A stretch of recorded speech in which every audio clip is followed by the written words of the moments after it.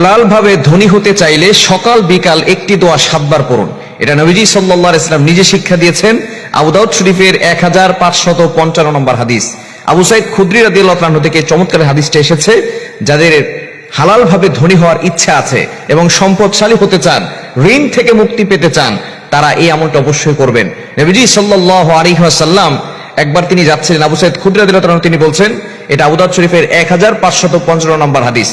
আবু সাঈদ খুদরি রাদিয়াল্লাহু আনহু বলেন, নবীজি সাল্লাল্লাহু আলাইহি ওয়াসাল্লাম যখন মসজিদে নববীর পাশ দিয়ে হেঁটে যাচ্ছিলেন, এমন সময় দেখেন আবু উমামা রাদিয়াল্লাহু আনহু তিনি মসজিদে বসে আছেন। নবীজি সাল্লাল্লাহু আলাইহি ওয়াসাল্লাম ডাক দিয়ে বলেন, ইয়া আবা উমামা, ও আবু উমামা, তুমি এমন সময় মসজিদে কেন যে সময় নামাজের ওয়াক্ত হয় নাই? আবু উমামা রাদিয়াল্লাহু আনহু ডাক দিয়ে বলেন, ওগো নবীজি, দুশ্চিন্তা, ঋণের বোঝা আমাকে মসজিদে নিয়ে আসছে। সাহাবায়ে কেরাম দুশ্চিন্তায় পড়ে গেলে, টেনশনে পড়ে গেলে তারা মসজিদে চলে যেতেন এবং তারা ওযু করে নামাজ পড়ে আল্লাহর কাছে চাইতেন। সাহাবায়ে কেরাম সব সময় আমাদেরকে যে মেসেজগুলো দিয়েছেন যে কোনো বিপদে পড়ে গেলে আল্লাহর কাছে সাহায্য চাইতে হবে। আল্লাহ তাআলা নিজে বলে দিয়েছেন 2 নম্বর পারা 2 নম্বর পৃষ্ঠার 10-11 নম্বর লাইনগুলোতে, সূরা বাকারার 152 নম্বর আয়াতে আল্লাহ তাআলা জানিয়ে দিয়েছেন, ইয়া আইয়ুহাল্লাযীনা আমানু ইসতাঈনু বিস-সাবরি ওয়াস-সালাহ। সূরা বাকারার 153 নম্বর আয়াত, হে ঈমানদারগণ, তোমরা ধৈর্য এবং সালাতের মাধ্যমে আল্লাহর কাছে সাহায্য চাও। সাহাবায়ে কেরাম বিপদে পড়লে আল্লাহর কাছে সাহায্য চাইতেন।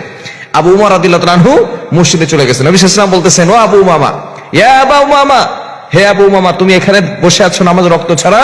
তিনি বলতেছেন, টেনশন আর ঋণের বোঝা জর্জরিত হয়ে আমি মসজিদে এসেছি।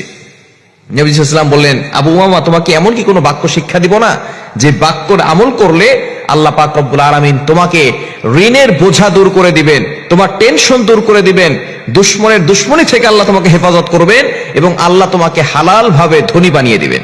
সুবহানাল্লাহ বিহামদি। এই আবু উমামা রাদিয়াল্লাহু আনহু আমলটি করছেন সকালবেলা 7 বার, ফজর নামাজের পরে, মাগরিবের নামাজের পরে 7 বার। এই দোয়া পড়ার পরে কিছুদিন পরে আবু উমামা রাদিয়াল্লাহু আনহু নবীজির কাছে এসেছেন হাদিয়া নিয়ে, ইয়া রাসূলুল্লাহ, আপনি যে দোয়া আমাকে শিক্ষা দিয়েছেন, এই দোয়ার আমল আমি পরিপূর্ণভাবে করেছি, 5 ওয়াক্ত নামাজ পড়েছি, আল্লাহর কাছে দোয়া করেছি, আর এই দোয়াটা বেশি বেশি পড়েছি, ফজরের পরে 7 বার আর মাগরিবের পরে 7 বার পড়েছি। আল্লাহ তাআলা আমার ঋণের বোঝা দূর করে দিয়েছেন। আল্লাহ তাআলা আমাকে এত পরিমাণ সম্পদ দিয়েছেন যে আমি যাকাত দিতে পারি এবং আপনার জন্য হাদিয়া নিয়ে আসছি। দোয়াটি হচ্ছে, আল্লাহুম্মা ইন্নী আউযু বিকা মিনাল হাম্মি ওয়াল হুজনি ওয়া আউযু বিকা মিনাল আজাজি ওয়াল কাসালি ওয়া আউযু বিকা মিনাল জুবনি ওয়াল বুখলি ওয়া আউযু বিকা মিন গলাবাতিদ দাইনি ওয়া কাহরির রিজাল। বুখারী শরীফের হাদিসটা এসেছে, তবে এটার রিওয়ায়াত একটু ভিন্ন আছে। তবে এই হাদিসটা আবু দাউদ শরীফের 1555 নম্বর হাদিস। নবীজি সাল্লাল্লাহু আলাইহি ওয়াসাল্লাম চমৎকার এই দোয়াটা শিক্ষা দিয়েছেন। এই দোয়াটা ফজরের পরে 7 বার পড়বেন, মাগরিবের পরে 7 বার পড়বেন।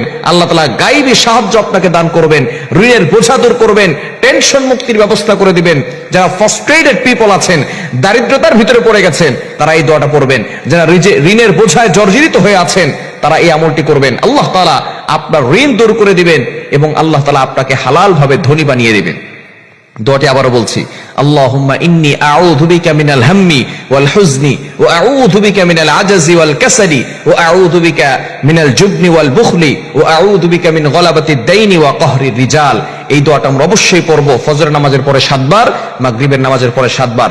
আল্লাহ তাআলা টেনশন দূর করে দিবেন, ঋণের বোঝা দূর করে দিবেন, আল্লাহ তাআলা সম্পদশালী বানিয়ে দিবেন।